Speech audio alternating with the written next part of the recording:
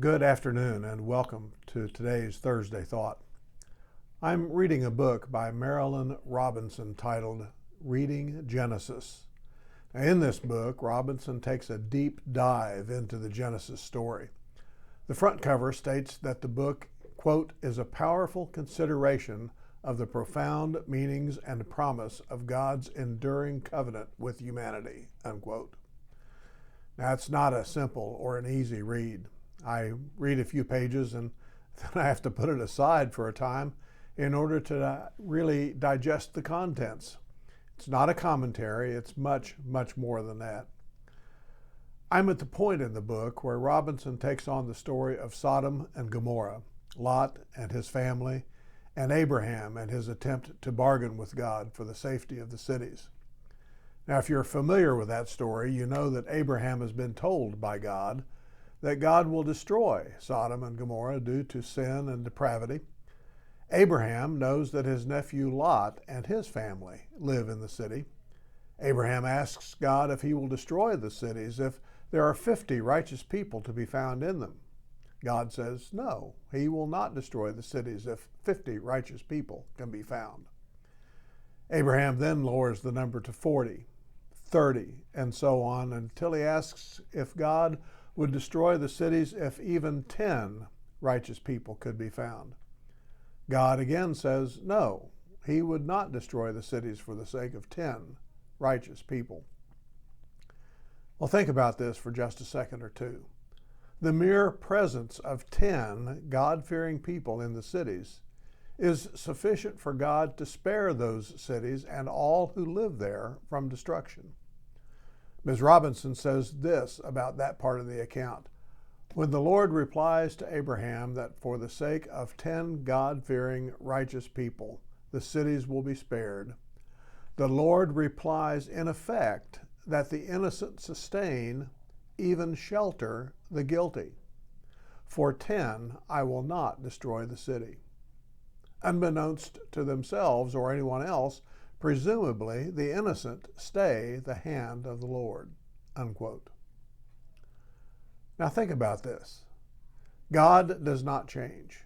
There are several scripture passages that say that very thing, but perhaps the one who wrote Psalm 102 says it best. Here's the quote from the Psalm. In the beginning you laid the foundation of the earth, and the heavens are the work of your hands. They will perish, but you remain. They will all wear out like a garment, like clothing. You will change them and they will be discarded. But you remain the same, and your years will never end. Now, my question for you is this. If indeed God does not change, and if Ms. Robinson is correct in her assertion that the innocent sustain and shelter the guilty and, as she says, stay the hand of the Lord, could that be true today as well as back then? Could it be that those who are God-fearing actually protect in some way by their very presence in society all the rest of us from calamity worse than we could imagine? Well, we will never know with certainty, though, because we would never know what things would be like without those righteous, God-fearing people in the mix.